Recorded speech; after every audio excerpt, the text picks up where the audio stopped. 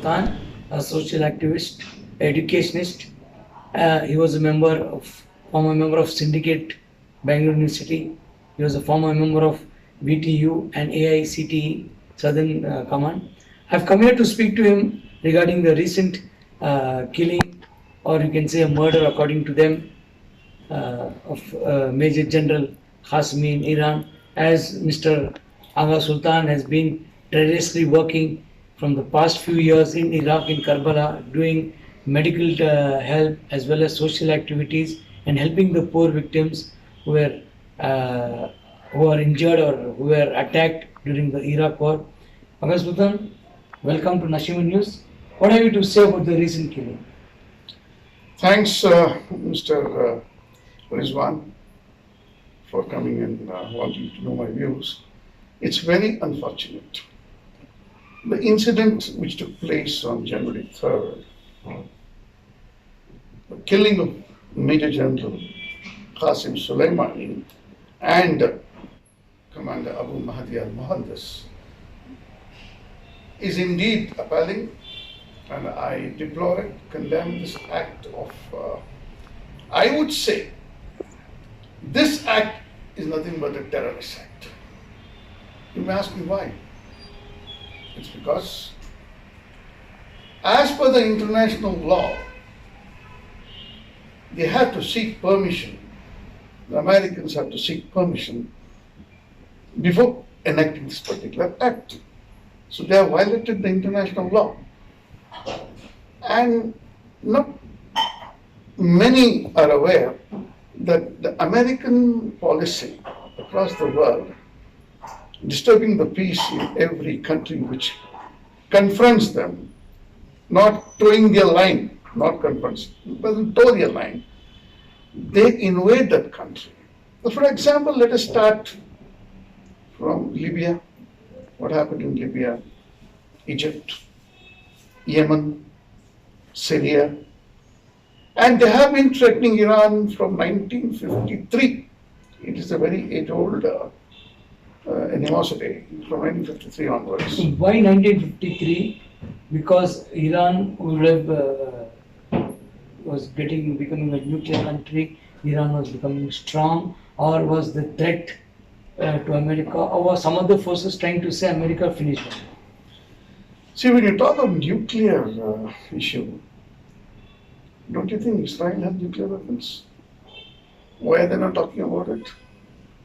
Israel has the topmost nuclear weapons in the world today. There are no sanctions there, there's no monitoring or nothing. Why Iran only? See, they want to destabilize the Middle East. They want to make, unfortunately, the entire Muslim world fight with each other. And here, I would like to say, the Kingdom of Saudi Arabia, in order to protect its throne, is hand in glove with the Israeli government. Yesterday, I have seen a video wherein Mr. Netanyahu is talking to Prince Salman, laughing and congratulating the death of Major Qasim Soleimani. Now, who is Major General Qasim Soleimani? I would like to tell you. According to some American president and other sources, Mr. Soleimani was forefront in leading the ISIS. He was forefront in leading the terror attack. He was forefront in planning and executing a lot of terror activities in the Middle East, as well as his threat to India. It's very absurd. Major General Qasim Soleimani is the head of the Quds Force, the IRGC of Iranian government, who was deputed by the Iranian government to Syria first, wherein the terrorists attacked the Assad government. They wanted to remove Assad. So Major General Soleimani went to Syria. He fought the terrorists. He wiped out the terrorists. And then what happened when they lost their base, the terrorists, the Al-Nusra and all those people, they came in the garb of ISIS. Overnight it took over Fallujah. And they declared Baghdadi as their Khalifa. Overnight. Then Ayatollah Sistani, the spiritual leader of the Shias in Najaf, gave a call. Every able-bodied Iraqi should now come and defend its nation. What happened after that was the holy shrines in Karbala, in Najaf, in Kashmir formed their own units called Popular Mobilization Units. In Arabic, it's called Hashd al-Shabi. Now, all these people were civilians. Major General Qasim Soleimani trained them against the ISIS. The ISIS came in the month of June 2014 in Fallujah. It took 3.5–4 years from the front he led, Major General Soleimani, taking his life from the front he led, and the ISIS ran away from there and they are today finished. This popular mobilization unit, Hashd al-Shabi, the Americans call it as militia. I can't understand the philosophy of the Western world. A unit which is defending the nation, defending the country, their own soil, their motherland, Madravatan, and you call them militia. And Major General Soleimani trained this PMU against the ISIS, you call him a terrorist. So, Real terrorist. No, so according to Iran sources and according to people who were close to Major General Qasim Soleimani, he was a defender. He was training the people to defend them. He was not a terrorist. Absolutely. Then why the world is not supporting? What is the UN doing? United Nations doing? And why is the United Nations not condemned it? And what is the role of the United Nations? And what have you to say about that? United Nations, tell me one good thing the United Nations has done till now from its inception. United Nations is at the mercy of the United States. The expenses, everything is coming from their coffers. So the United Nations is not United Nations, it is nothing but American agency. UN is an American agency based in America. If the UN has to play its role, why all these atrocities around the world? What is happening in Yemen? What happened in Libya earlier? What happened in Syria? Lakhs of people have just left. So my demand as a citizen of the world is to all the powers being in the world, please let us have peace. I think Turkey president has called for if United Nations doesn't take any step, we will form a different United Nations of Islamic Organization Committee. So do you think Iran will support that? Come again? They want to form a United Islamic Organization Committee, wherein if United Nations doesn't come to the rescue, so Turkey and Egypt, they're all planning.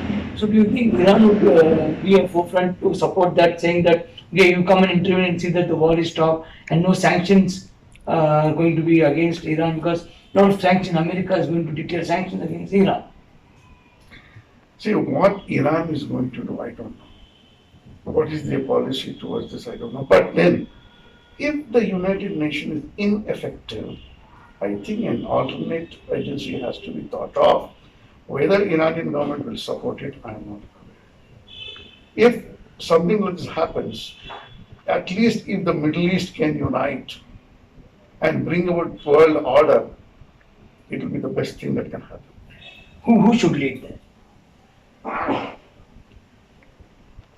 I pin my hopes and faith on the Russians, the Chinese to come forward now. Because I think the UK and other countries will definitely go with the Americans. So I presume and pray that saner countries like Malaysia. Today, Malaysian Prime Minister has given a very good statement. You please read it. Mr. Mahathir Mohamad, wonderful statement.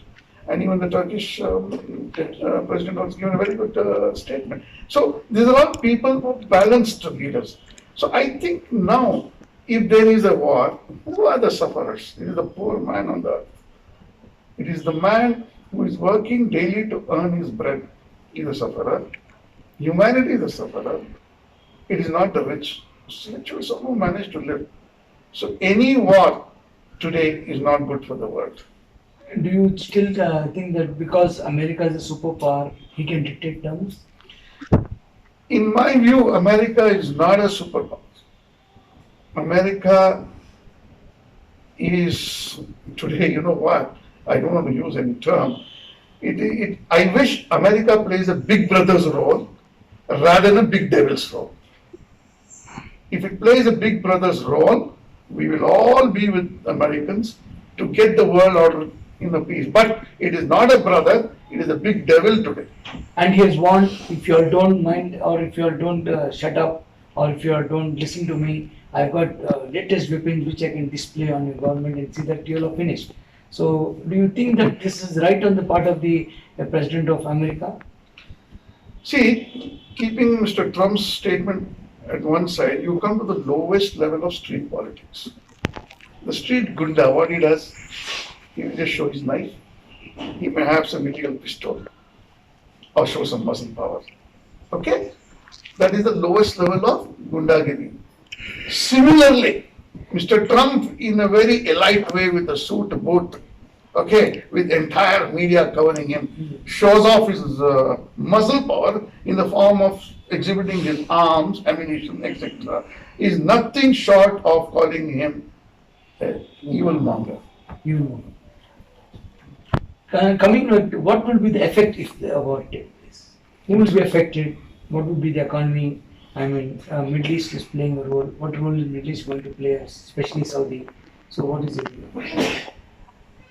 The kingdom of Saudi Arabia, in order to protect its throne, its kingdom, is falling in the hands of the Western powers, especially the Americans and Israelis. They are making a big blunder today. They will definitely realize one day their mistake, the KSA, Kingdom of Saudi Arabia, that what they've done is wrong. Because Americans will not even spare them once they say no to anything what they say. So every dog has his day. Okay, everybody. And what would be the sufferers? The sufferer is the common man, the common person on that. You and me. There are you and me. So in every country, the common man is the sufferer. What is the reaction of the people who are in Iran? What have they to say? And any people in, especially India and Bangalore, we are going to have a protest or we are going to do some silent march against the attack? See, we being here, we are all supporters of peace and harmony. Whichever country, whether it's Iran, Iraq, XYZ country, is unnecessarily targeted by an evil power, the Western power, blackmailing them. We as human beings should definitely support the cause of goodness, support the cause for peace and harmony. We don't want war. But then, the spirit of the Iranians I can watch on the TV screens I've been watching is enormous. They're all on the streets today. They're all on the street. And I for sure, I know that, they definitely, their blood is boiling because the Americans have killed one of the most popular person Iran had ever produced in Major General Hassan Soleimani.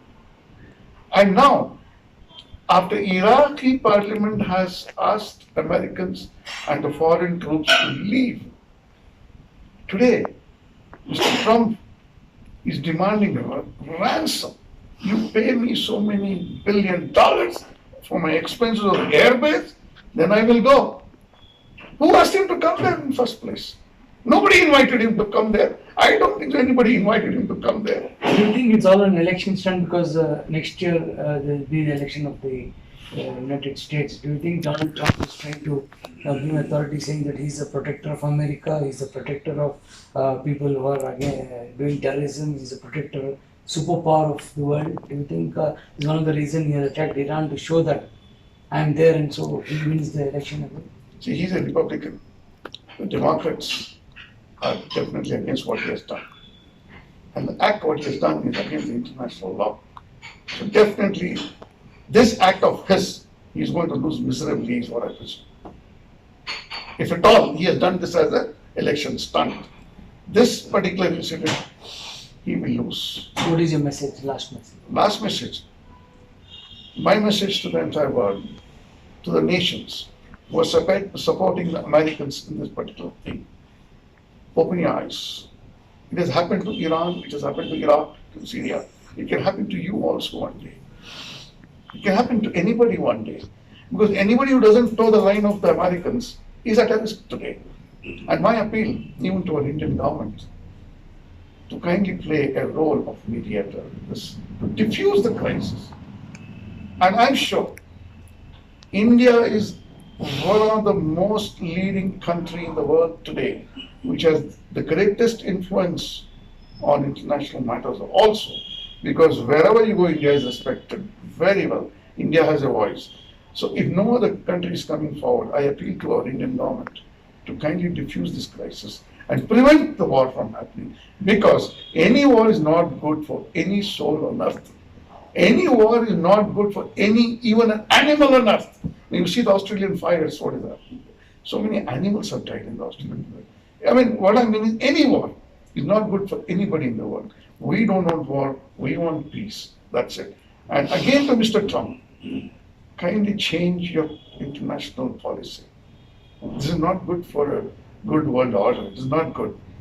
This is why only you're targeting Iran. Even Israel has nuclear weapons. If you want to have a nuclear treaty applicable, it should be applicable to all countries which are producing nuclear weapons. But here, Iran is enriching uranium for their electricity purposes, peaceful purposes. So many inspections have happened there. They threw open their research center. The accord, the P5+1 accord was signed by Obama, President Obama, when he was in office. Mr. Trump came and cancelled it. He said, Yeah, he cancelled it. We don't know why. Then the tension started. So it looks like they don't want peace. In the end of it, you know what I think? The Americans are good. American policy is bad. They don't want peace for two reasons. One, if there is peace all around the world, where are they going to sell their armaments, their arms? There are no buyers for the arms. All the ordnance factories are to pack up. So there should be a war. And after a war, what happens, you know? They ask for the war costs. Then third thing, you know what happens? They will say, okay, our companies will come and rebuild it. So the economy runs only on destruction and reconstruction. That is why they want war. They don't want peace. Thank you for speaking to Nasheman News. Yeah. And it was nice speaking to Mr. Aga Sultan. He was of the view that war is very destructive, a lot of lives will be lost, and America is playing a negative role in having a war. It's only war to sell the weapons and see that he is the superpower. He also said that United Nations should play a positive role, if not it should be disbanded.